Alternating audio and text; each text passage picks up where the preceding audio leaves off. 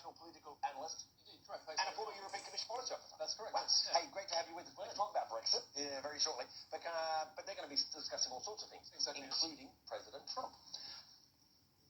In what way, or is there a way that President Trump could be a threat to the EU?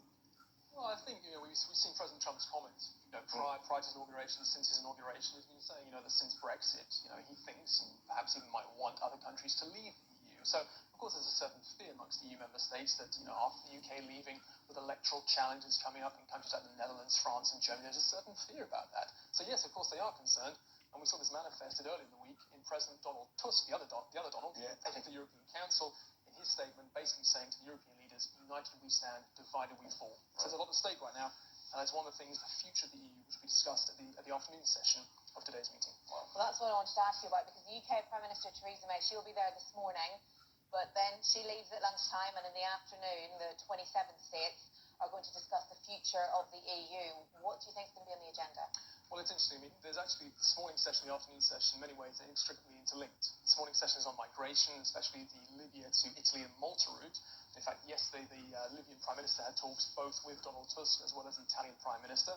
So he talks there to see how they can improve cooperation with the Libyans on the ground, and also with stopping irregular migration flows. Of course, we know that irregular migration has, of course, been an issue in many European election campaigns, and also in the Brexit referendum last year. So that brings us on to the issue of the future of the EU, how to take things forward. Donald Tusk essentially saying to all EU leaders of the EU 27 in the afternoon, because Theresa May won't be there, we need to take a firm stance. We have multiple problems with the migration crisis. We have Russia. We have a US administration, which we're not really sure where we're going with that. We have radical terrorism, populism, all these issues. We need to take a stance here. Can I just get this in? Because they can all very well sit there and all these leaders and do the talking, but the people in their respective countries may do the talking for them, and they may not be the leaders anymore, right? And that's very, very good point. And that's the issue that they'll be facing. Netherlands, France elections, German elections. Exactly. Essentially, if we go back to 2007, the 50th anniversary of the founding of what was the European Coal and Steel Community, which then became the EU. I think back in 2007, no one would have said then, 10 years on, we'll be facing all the crises now. The financial crisis, the economic, the social, and of course now we're facing the political crisis.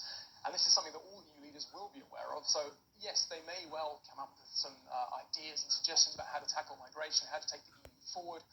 But at the end of the day, a lot of them will be very concerned about domestic electoral issues closer to home. Yeah, and if they've got a job or not, right? Yeah. Tom, listen, we appreciate your time. Thanks. I know you're going to keep us. We'll talk to you soon. This story's not going away too fast. Thomas Cole.